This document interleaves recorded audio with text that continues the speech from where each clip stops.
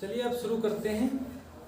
Exercise 12.3 चल रही थी और इसमें क्वेश्चन हो गए थे 7 तक। अब नेक्स्ट क्वेश्चन उसी के आगे के आज लोगों को करने हैं। तो एक्सरसाइज 12.3 चल रही है। एक्सरसाइज 12.3 वृत्तों से संबंधित क्षेत्रफल। क्वेश्चन नंबर 8 इसका क्वेश्चन 8वां क्वेश्चन।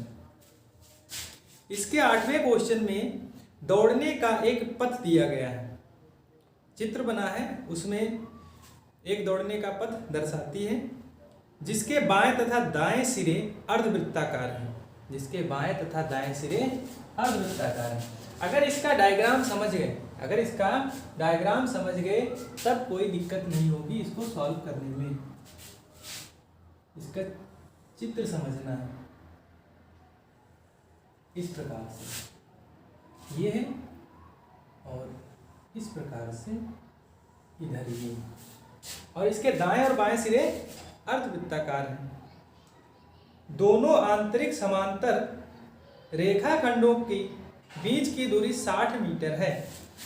ये आंतरिक रेखाखंड है, इनके बीच की दूरी है 60 मीटर। इनमें से प्रत्येक रेखाखंड 106 मीटर लंबा है। ये जो रेखाखंड है इनकी प्रत्येक की लंबाई है 106 मीटर। प्रत्येक रेखाखंड 106 मीटर लंबा है। यदि यह पथ 10 मीटर चौड़ा है, ये है पथ, ये पथ है, रेसिंग ट्रैक है। ये इस पथ की चौड़ाई दी गई है, कहा है कि यदि ये 10 मीटर चौड़ा हो तो ये 10 मीटर है तो ये भी 10 मीटर ही चौड़ा होगा। और आंतरिक किनारों के बीच की दूरी है 60 मीटर। पथ के आंतरिक किनारों के अनुदेश एक पूरा चक्कर लगाने में चली गई दूरी ज्ञात कीजिए। तो पहले हम इस चित्र को कंप्लीट कर लेते हैं। ये भाग अर्धवृत्ताकार है इस प्रकार से, इधर भी अर्धवृत्त बना है और यहां से भी इसको कंप्लीट कर लेंगे।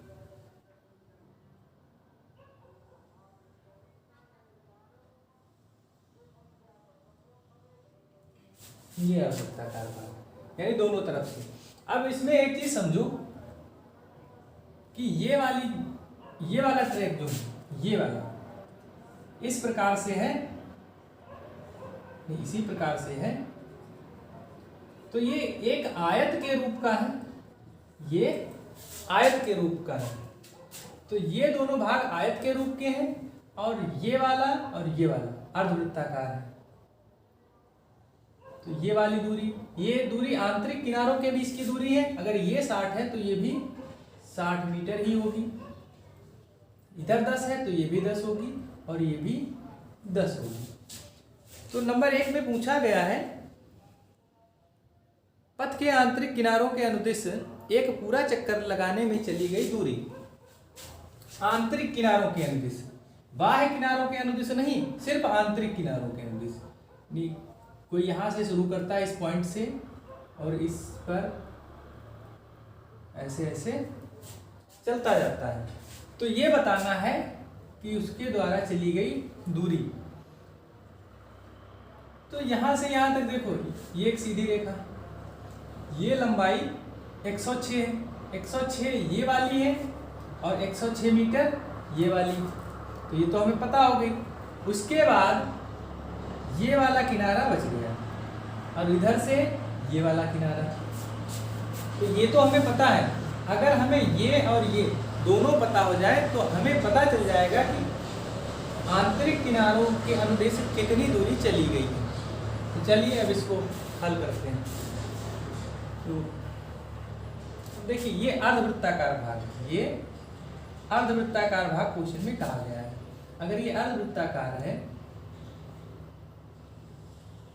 तो ये दूरी 60 है, ये दूरी 60 है और इसकी आधी दूरी इस अर्धवृत्त की त्रिज्या हो जाएगी, इसी प्रकार इधर भी ये दूरी 60 है, तो ये आधी दूरी इस अर्धवृत्त की त्रिज्या हो जाएगी, यानी 60 का आधा 30। तो अगर हमें ये पता चल जाए, इसका मतलब है ये अर्धवृत्त की परिधि है, ये भी अर्धवृत्त की परिधि है, और परिधि का सूत्र होता है 2πr। पूरी परिधि वृत्त की आधी है, 2 से भाग कर देंगे तो हमें मिल जाएगा πr। क्योंकि जितनी त्रिज्या इस अर्धवृत्त की है उतनी ही इस अर्धवृत्त की है, तो इन दोनों की परिधियां बराबर होंगी, यानी πr इसकी होगी, πr इसकी, तो हो जाएगी 2πr। चलिए अब लिख लेते हैं। जो लंबाई दी है, क्या दिया है, रेखाखंड की लंबाई 106 का, तो यहां लिख लेंगे रेखाखंड की लंबाई बराबर 106 मीटर, और आंतरिक किनारों के बीच की दूरी, आंतरिक किनारों के बीच की दूरी बराबर 60 मीटर। तो इस प्रकार इस छोटे अर्धवृत्त की त्रिज्या कितनी हो जाएगी, छोटे अर्धवृत्त की त्रिज्या, इसको r1 मान लेते हैं, इसका व्यास हो गया 60, तो इसकी त्रिज्या हो जाएगी 60/2 यानी 30 मीटर। अब हमें त्रिज्या पता चल गई है, त्रिज्या पता हो गई है तो हम परिधि ज्ञात कर सकते हैं सूत्र की सहायता से। अब इसमें इस प्रकार से 2 अर्धवृत्त हैं, तो एक ही साथ ज्ञात कर लेंगे, दोनों अर्धवृत्तों की परिधि, तो इस अर्धवृत्त की परिधि πr प्लस इस अर्धवृत्त की परिधि ये भी πr, πr plus πr 2πr, ये हो जाएगा। अब हम यहाँ पर वैल्यू रख लेते हैं, 2 गुणे पाई का मान 22/7, r का मान 30, तो ये हो जाएगा 60, 1320/7 मीटर। ये 6 दूना 12, 13, ठीक, 1320 मीटर आ जाएगा। अब हमें ये तो पता चल गया है कि ये दूरी और ये दूरी कितनी है, और ये हमें पहले से ही पता है, ये 106 है और ये 106 है, तो हम लिख देंगे पथ के आंतरिक किनारों के अनुदिश, आंतरिक किनारों के अनुदिश चली गई दूरी बराबर 1320/7 प्लस 106, ये चली जाएगी, और 106 ये, 106 प्लस 106, 1320/7 प्लस इनको जोड़ लेंगे तो ये हो जाएगा 212, 1320 प्लस इसकी गुणा, इधर तिरक गुणा करनी पड़ेगी, गुणा कर लेते हैं, 7 दूना 14,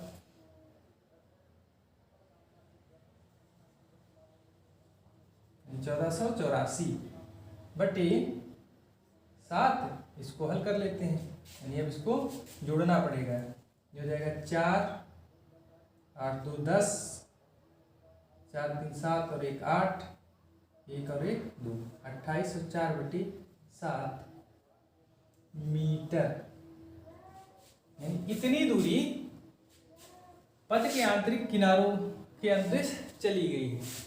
तो इसका पहला भाग कंप्लीट हो गया, ये यहाँ से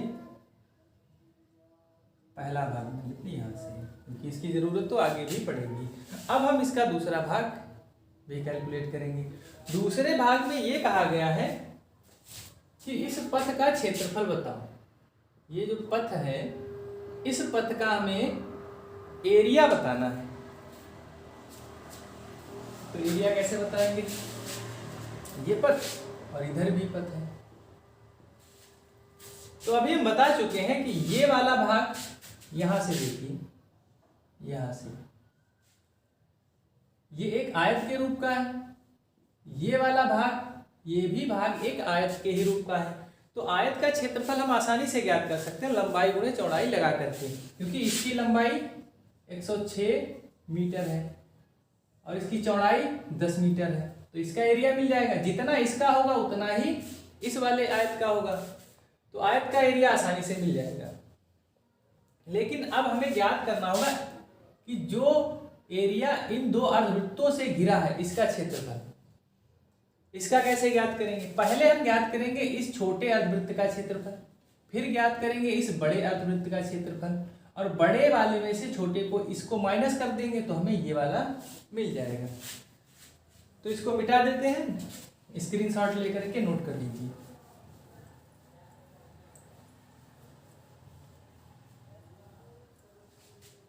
ये छोटे अर्धवृत्त की त्रिज्या है, तो छोटे अर्धवृत्त का क्षेत्रफल सूत्र लगा देंगे, पाई r 1 स्क्वायर। ये वृत्त का होता है, ये अर्धवृत्त 2 से भाग कर देंगे। इसी प्रकार बड़े अर्धवृत्त की त्रिज्या। अब बड़े अर्धवृत्त की त्रिज्या कितनी होगी पहले देख लेते हैं। बड़े अर्धवृत्त की सिरे, एक सिरा ये है, दूसरा सिरा ये है, तो यहां से यहां तक ये दूरी कितनी होगी? देखिए 60 तो ये यहां से यहां तक है, 10 इधर 70 और 10 इधर 80, व्यास 80 हो गया। व्यास का आधा त्रिज्या हो जाएगी 80/2 40 मीटर। तो बड़े अर्धवृत्त का क्षेत्रफल 1/2 पाई r2 स्क्वायर।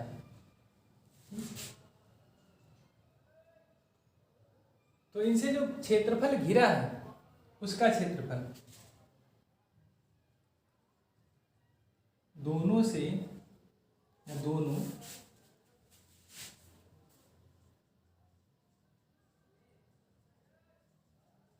अर्धवृत्तों से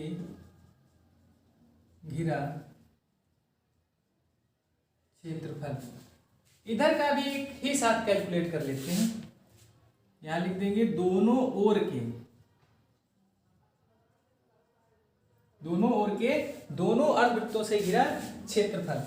अब देखिए जितना क्षेत्रफल इसका है उतना ही इसका होगा, उतना ही इसका होगा। जितना क्षेत्रफल इस बड़े वाले का इधर है उतना ही इसका इधर होगा।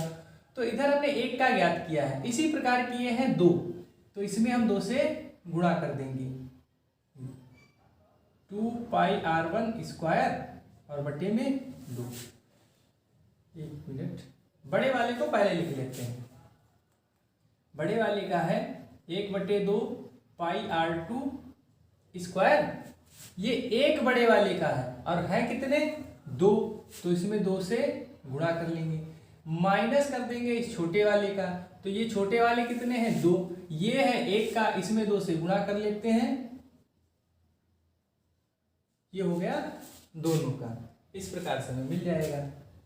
ये 2 से 2 कैंसिल, ये 2 से 2 कैंसिल, पाई दोनों में कॉमन, r2 का मान 40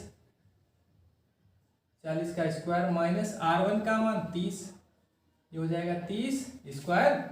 पाई का मान 22/7, 40 का स्क्वायर 1600, 30 का स्क्वायर 900।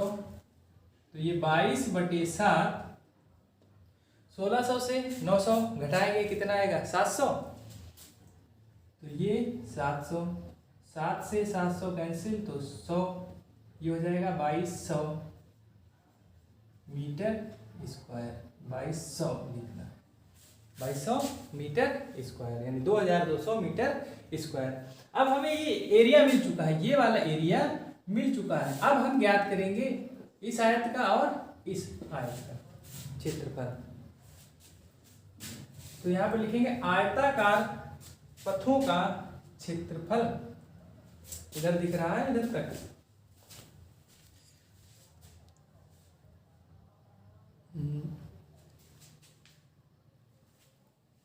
इधर का तो आ नहीं रहा है।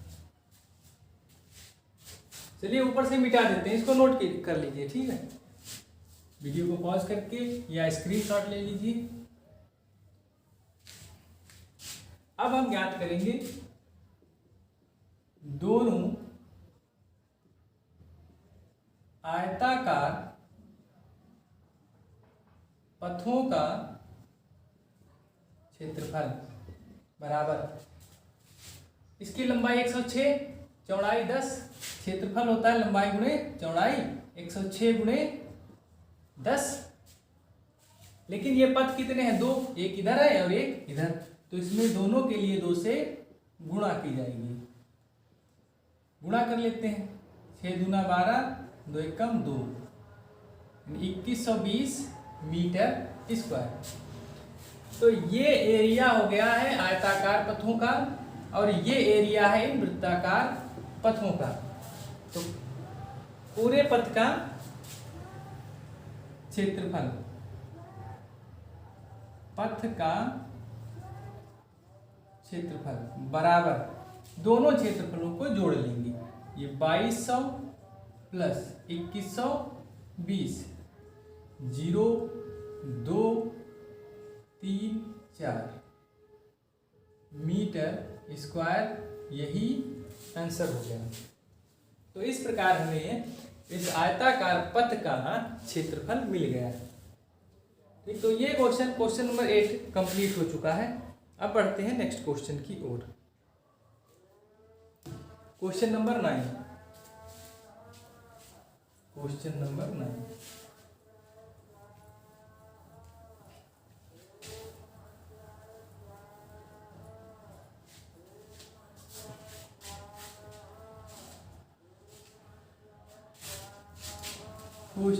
9, क्वेश्चन नंबर 9 है। इसमें एक चित्र बना है, चित्र में एक वृत्त बना है। वृत्त का ये व्यास है, यहाँ इसका केंद्र O है, और अर्धवृत्त में एक त्रिभुज बना है इस प्रकार से। ये पॉइंट है C, ये A, ये B, और इधर एक वृत्त इधर बना है कुछ इस प्रकार से। ये इसका व्यास है, तो इस छोटे वृत्त का केंद्र यहाँ पर है, और ये वाला पॉइंट है D। ये चित्र है और इसके बारे में लिखा है। इतना एरिया शेडेड है, यानी ये भाग छायांकित किया गया है। इसमें ये इधर ये अर्ध ये वृत्त, और इसमें ये वाला भाग छायांकित कर दिया गया है। तो इसमें छायांकित भाग का क्षेत्रफल ज्ञात करना है, और लिखा है AB और CD केंद्र O वाले एक वृत्त के 2 परस्पर लंब व्यास हैं। AB और CD, यानी ये इधर पॉइंट C से मिली है रेखा, यहाँ C से मिली है। ये AB और ये CD, ये 2 व्यास हैं। यदि OA 7 सेंटीमीटर है, सिर्फ कहा गया OA 7 सेंटीमीटर है, यानी O केंद्र है और A पॉइंट परिधि पर है। OA 7 सेंटीमीटर है, इसका मतलब है ये OA इस वृत्त की, बड़े वाले वृत्त की त्रिज्या है। तो ये बड़े वृत्त की त्रिज्या हो जाएगी। इसको R1 मान लेते हैं, इसको R1 मान लेते हैं। तो अगर ये 7 सेंटीमीटर है, तो ये भी तो त्रिज्या ही है, यानी OD, OA बराबर OD, ये भी 7 सेंटीमीटर होगी। और ओडी इस छोटे वृत्त का व्यास है। इधर देखिए, ओ से डी तक ये व्यास है इस छोटे वृत्त का, और इसका अगर हम आधा कर देंगे तो इस छोटे वृत्त की त्रिज्या मिल जाएगी। इस प्रकार इस छोटे वृत्त की त्रिज्या हो जाएगी 7/2। तो हमें इसका एरिया मिल जाएगा, क्योंकि त्रिज्या पता हो गई है तो क्षेत्रफल भी पता हो जाएगा। अब बात करते हैं इसकी कि इसका क्षेत्रफल कैसे ज्ञात करेंगे। इसका क्षेत्रफल कैसे ज्ञात करेंगे? ये आता है इधर के अर्धवृत्त में, ये वाला भाग इस अर्धवृत्त में आता है, और इस अर्धवृत्त से अगर हम एक त्रिभुज माइनस कर दें तो ये वाला एरिया हमें मिल जाएगा। चलिए अब शुरू करते हैं। तो पहले हम अर्धवृत्त का क्षेत्रफल ज्ञात कर लेते हैं। अर्धवृत्त नाम लिख देते हैं ए बी सी, या ए सी बी का क्षेत्रफल। तो सूत्र लगा देंगे पाई आर स्क्वायर।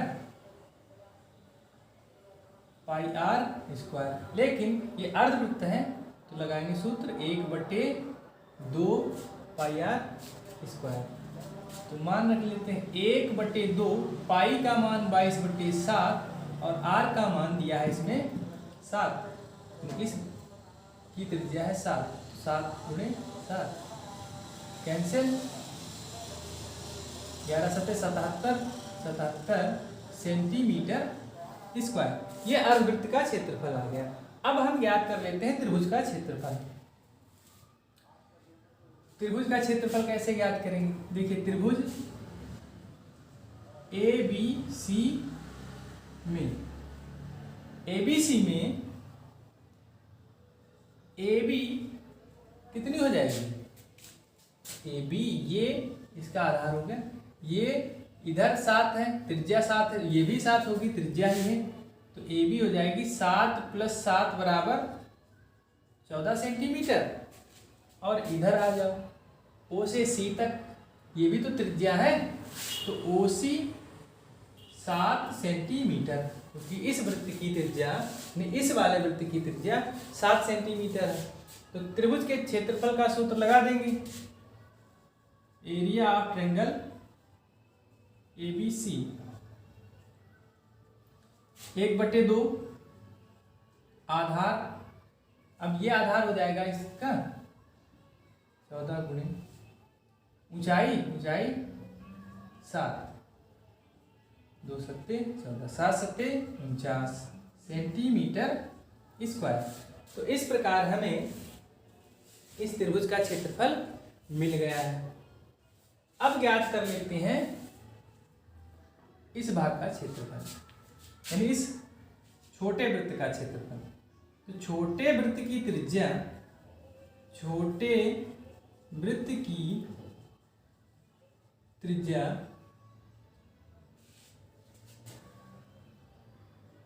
बराबर 7/2 सेंटीमीटर। तो छोटे वृत्त का क्षेत्रफल क्या हो जाएगा? फिर छोटे वृत्त का क्षेत्रफल पाई आर स्क्वायर डायरेक्ट लगा देते हैं, 22/7, और आर का मान है 7/2, 7/2 × 7/2, 7 से 7 कैंसिल, ये 11, तो ये आ जाएगा 77/2 सेंटीमीटर स्क्वायर। अब हमें ज्ञात करना छायांकित भाग का क्षेत्रफल। तो इसका क्षेत्रफल तो मिल गया है, क्योंकि ये भी तो छायांकित भाग ही है। तो ये, और इसमें इस वाले का क्षेत्रफल जोड़ना है। अब ये वाला क्षेत्रफल कैसे मिलेगा? इस अर्धवृत्त के क्षेत्रफल में से हम इस त्रिभुज का क्षेत्रफल माइनस करेंगे। तो यहाँ लिख लेंगे कि छायांकित भाग का क्षेत्रफल, छायांकित भाग का क्षेत्रफल बराबर, एक तो ये छायांकित भाग है, इसका क्षेत्रफल आया 77/2, प्लस इस भाग का कैसे मिलेगा? इस भाग के लिए हम अर्धवृत्त का क्षेत्रफल कहाँ, ये है, इसमें से 77 माइनस त्रिभुज का क्षेत्रफल माइनस करेंगे। त्रिभुज का क्षेत्रफल 49 आया। इसको हल कर लेंगे। 77/2 प्लस इसको घटा लेंगे तो इधर 17 हो जाएगा, 17 से 9 गया 8 और इधर 6 से 4 गया 2, 28।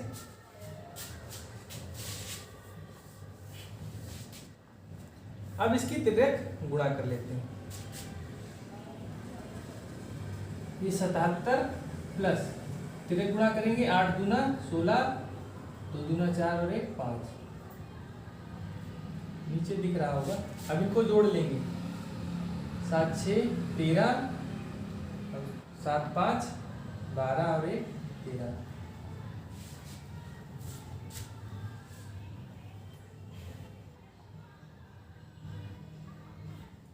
तो इस प्रकार हमें छायांकित भाग का क्षेत्रफल मिल गया है। ठीक, तो इस प्रकार ये क्वेश्चन नंबर 9 भी कंप्लीट हो गया है।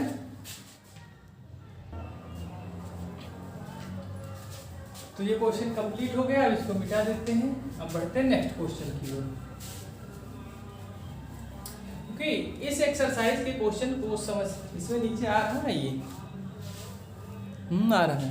ठीक, इस एक्सरसाइज के क्वेश्चंस को समझने के लिए आपको चित्र को बहुत ध्यान से समझना पड़ेगा, क्योंकि इसको हल करने का तरीका इसके चित्र में ही है। क्वेश्चन नंबर 10, इसमें एक समबाहु त्रिभुज का क्षेत्रफल दिया है और वो समबाहु त्रिभुज कुछ इस तरह से बना है। ये एक त्रिभुज है, समबाहु त्रिभुज A B C. A B और सी ये 3 शीर्ष हैं एक त्रिभुज के, और इन तीनों शीर्षों को केंद्र मान करके, इन तीनों शीर्षों को केंद्र मान करके कुछ इस प्रकार से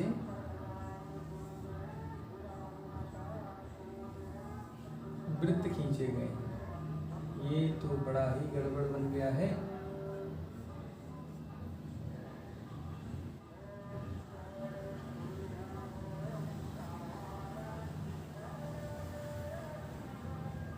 बस समझने के लिए इतना ही काफी। तो ये समबाहु त्रिभुज है और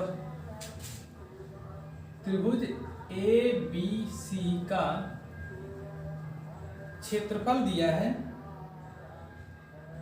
17,320.5 सेंटीमीटर स्क्वायर।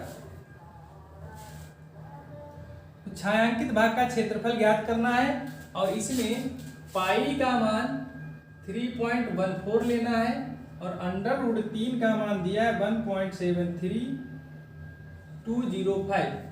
ये मान हमें लेने हैं और यहाँ पर अभी देखना है छायांकित भाग कहाँ है। ये वाला भाग छायांकित किया गया है, इस वाले भाग को छायांकित किया है। अब इसको समझ लेते हैं कैसे हमें ये भाग मिलेगा। देखिए, अगर हम इस त्रिभुज में से, क्योंकि ये वाला भाग इस त्रिभुज के अंतर्गत आ रहा है, ये भाग इस त्रिभुज के अंतर्गत है, तो इसका मतलब है कि हम इस त्रिभुज में से ये भाग और ये भाग, ये 3 भाग निकाल दे त्रिभुज में से, तो हमें ये वाला भाग मिल जाएगा। तब यही भाग बचेगा और ये भाग एक त्रिज्यखंड के रूप के हैं। ये भाग एक त्रिज्यखंड के रूप में, देखिए ये इधर एक त्रिज्यखंड और ये दूसरा और ये तीसरा। तो इनका क्षेत्रफल मिल जाए तो हम त्रिभुज के क्षेत्रफल में से माइनस कर देंगे, क्योंकि त्रिभुज का क्षेत्रफल दिया है क्वेश्चन में। इस क्वेश्चन में हमें त्रिभुज का क्षेत्रफल ज्ञात नहीं करना है, दिया है, लेकिन भुजा नहीं दी, त्रिभुज की भुजा नहीं दी है, क्योंकि जब तक भुजा नहीं पता चलेगी तब तक हमें इसकी त्रिज्या भी तो नहीं पता चल पाएगी। तो हम त्रिभुज की भुजा मान लेते हैं ए है। माना त्रिभुज की भुजा ए है और यह समबाहु त्रिभुज है, तो समबाहु त्रिभुज का क्षेत्रफल लगा देंगे। समबाहु त्रिभुज का क्षेत्रफल दिया है 17,320.5 और सूत्र लगा देंगे √3/4 गुणे भुजा स्क्वायर ए स्क्वायर 17,320.5 इसको उधर भेज देंगे। ए स्क्वायर बराबर 17,320.5 ये 4 नीचे है ऊपर आ जाएगा और ये 3 ऊपर है नीचे √3 तो ए स्क्वायर बराबर अब इसको हल कर लेते हैं।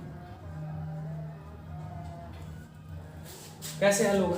√3 का मान क्वेश्चन में दिया है, क्वेश्चन पर आना होगा 1.73205 1.73205 ये √3 का मान है। अब इसको एक हल कर लेते हैं। देखिए किस तरह से हल करेंगे। यहाँ पर पॉइंट लगा है 1 2 3 4 5 अंक के बाद लगा है, तो इस पॉइंट को हटाएंगे तो ऊपर 5 जीरो बढ़ेंगे और इस पॉइंट को हटाएंगे तो नीचे 1 जीरो, तो 1 जीरो ऊपर का कटेगा, ऊपर 4 जीरो बच जाएंगे। यानी इस पॉइंट को हटाने पर 5 2 3 4 5 जीरो ऊपर बढ़ाने होंगे और ये वाला पॉइंट 1 अंक के बाद है तो एक जीरो इससे कैंसिल। अब देखिए ये वाली संख्या इस वाली संख्या के बराबर हो गई तो इससे ये कट जाएगी। तो इधर ए स्क्वायर चल रहा है और इधर 4 गुणे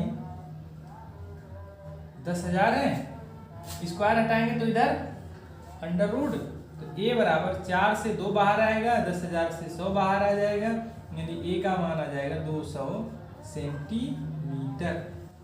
और ए हमने क्या माना है? ए हमने माना है कि इस त्रिभुज की भुजा है। तो इस प्रकार हमें त्रिभुज की भुजा मिल गई है। भुजा मिलने से हमें त्रिज्या मिल जाएगी। वृत्त की त्रिज्या, ठीक है। भुजा ये पूरी 200 सेंटीमीटर है और त्रिज्या इसकी आधी है, तो इसका मतलब है कि त्रिज्या हो जाएगी 200/2 सेंटीमीटर, मतलब 100 सेंटीमीटर त्रिज्या मिल गई, यानी r का मान मिल गया। और ये त्रिज्यखंड है। त्रिज्यखंड का क्षेत्रफल ज्ञात करने के लिए 2 चीजें पता होनी चाहिए, त्रिज्या और कोण। समबाहु त्रिभुज है, समबाहु त्रिभुज का प्रत्येक कोण 60 अंश का होता है, प्रत्येक कोण 60 अंश का। तो इन तीनों अर्धवृत्तों की त्रिज्याएं बराबर है, तीनों के कोण बराबर है, तो जितना क्षेत्रफल इसका उतना ही इसका, उतना ही इसका। तो तीनों का अलग अलग ना ज्ञात करके हम एक का ज्ञात करेंगे और 3 से गुणा कर देंगे, तीनों का हो जाएगा। तीनों त्रिज्य खंडों का क्षेत्रफल, तीनों त्रिज्य खंडों का क्षेत्रफल ये का होता है θ/360 गुणे πr स्क्वायर, और 3 का है तो इसमें 3 से गुणा कर देंगे, तो इसको इससे कैंसिल कर लेते हैं। और थीटा का मान 60/120, पाई का मान दिया 3.14, आर त्रिज्या कितनी आई? त्रिज्या है 100 गुणे 100। अब यहाँ पर कैलकुलेशन करनी होगी, चलिए कर लेते हैं। 60 दूना, ये पॉइंट अगर हम हटाएंगे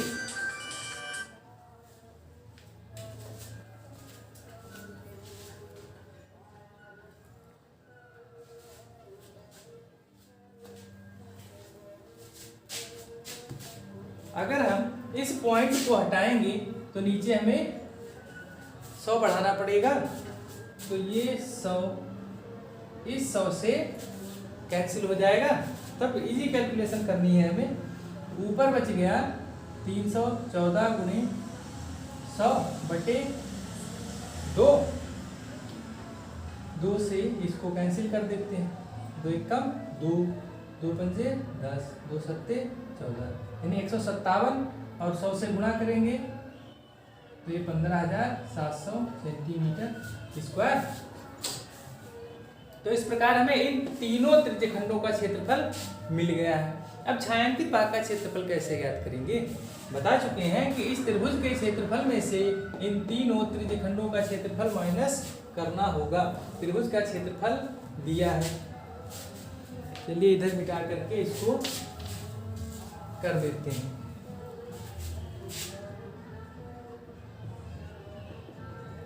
छायांकित भाग का क्षेत्रफल इधर दिख रहा है कि नहीं दिख रहा है? अब उधर का तो ये इधर का दिख नहीं रहा है, लेकिन इसके आगे ये लिखा है कि इसके आगे ये इधर लिखा है छायांकित भाग का क्षेत्रफल। तो हम पहले लिखेंगे त्रिभुज का क्षेत्रफल। त्रिभुज का क्षेत्रफल दिया है 17,320.5 और घटा देंगे इन तीनों का क्षेत्रफल। इनका आया है 15,700। तो इनको घटाएंगे तो मिलेगा 1620.5 सेंटीमीटर स्क्वायर, यही आंसर। तो इस प्रकार 10वां क्वेश्चन भी कंप्लीट हो चुका है। अब बढ़ते हैं इसके नेक्स्ट क्वेश्चन की ओर।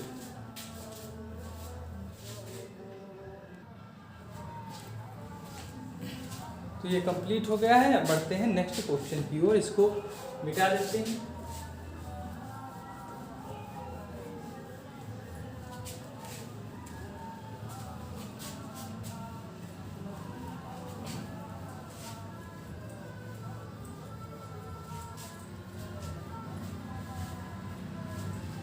Question number 11। क्वेश्चन नंबर 11, इसमें भी एक चित्र बना है। एक वर्गाकार रूमाल है। ने कहा है कि एक वर्गाकार रूमाल है, उसमें कुछ इस तरह से उसके बीच में वृत्त बने हुए हैं।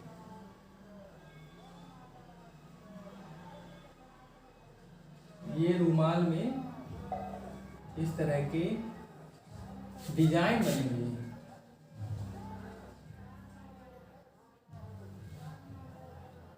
और जिनमें से प्रत्येक की त्रिज्या 7 सेंटीमीटर है। प्रत्येक की त्रिज्या 7, इसकी भी त्रिज्या 7, इसकी भी त्रिज्या 7 है, इसकी भी त्रिज्या 7 है। यानी जितने भी हैं सभी की त्रिज्याएं 7 है। 7। तो रूमाल के शेष भाग का क्षेत्रफल ज्ञात कीजिए। अब रूमाल बना है तो ये तो वृत्ताकार जितने हैं डिजाइन है, लेकिन जो भाग बचा हुआ है जैसे ये यहाँ पर है, यहाँ पर है, ये वाला है, ये और ये और ये। देखा जो शेष भाग है उसका क्षेत्रफल ज्ञात कीजिए। अब इन छोटे छोटे भागों का क्षेत्रफल ज्ञात करने के लिए तो कोई सूत्र है नहीं, तो इसमें भी थोड़ा सा कॉमन सेंस लगाएंगे। ये एक वर्ग है, इस वर्ग से अगर हम ये वृत्त निकाल दें तो यही भाग तो बचेंगे, लेकिन वर्ग की भुजा नहीं दी है। तो इसका मतलब है वर्ग की भुजा पहले हमें कैलकुलेट करनी होगी। कैसे? अगर इसकी त्रिज्या 7 है तो ये दूरी भी तो 7 ही होगी, ये भी 7 होगी, ये दूरी भी 7 होगी, ये दूरी भी 7 हो जाएगी। अब टोटल कर लो, 7 एकम 7, 7 दूना 14, 7 21, 7 चौके 28, 7 35, 7 छंग 42। तो इस प्रकार ये दूरी हो जाएगी 42 सेंटीमीटर। तो वर्ग की भुजा हमें पता चल गई। वर्ग की भुजा 42 सेंटीमीटर हो गई, तो हम वर्ग का क्षेत्रफल ज्ञात कर लेंगे। वर्ग का क्षेत्रफल क्या होता है? भुजा स्क्वायर 42 का स्क्वायर सेंटीमीटर स्क्वायर। इसको ऐसे ही छोड़ दें। अब हम क्या करेंगे? अब हम इन वृत्तों का क्षेत्रफल ज्ञात करेंगे, क्योंकि वर्ग से इन वृत्तों को माइनस करना है। तो ये वृत्त है, इन सभी की त्रिज्याएं समान है, तो इन सबके क्षेत्रफल भी समान होंगे। एक का ज्ञात करेंगे और उसमें 9 से गुणा कर देंगे। ये 9 है, 3 3 6 और 3 9। वृत्त की त्रिज्या 7 सेंटीमीटर। तो इस प्रकार सभी वृत्तों का क्षेत्रफल, सभी वृत्तों का क्षेत्रफल 9 गुणे पाई आर स्क्वायर, ये सभी वृत्तों का क्षेत्रफल हो जाएगा।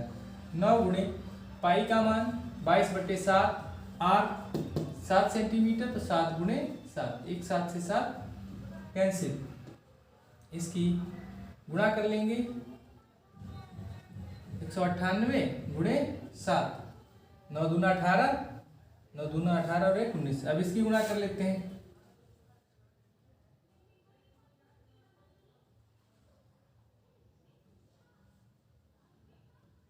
तेरह 1386 सेंटीमीटर स्क्वायर। अच्छा, इसकी गुणा कर ही लेते हैं, 42 का स्क्वायर मतलब 16, 2 दूना 4, 4 दूना 8 दूना 16, 4 6 1764 सेंटीमीटर स्क्वायर, इसकी गुणा आ जाएगी। तो अब हम वर्ग के क्षेत्रफल में से वृत्तों का क्षेत्रफल माइनस कर देंगे, तो इस प्रकार हमें शेष भाग का क्षेत्रफल मिल जाएगा। शेष भाग का क्षेत्रफल बराबर वर्ग का क्षेत्रफल 1764 माइनस 1386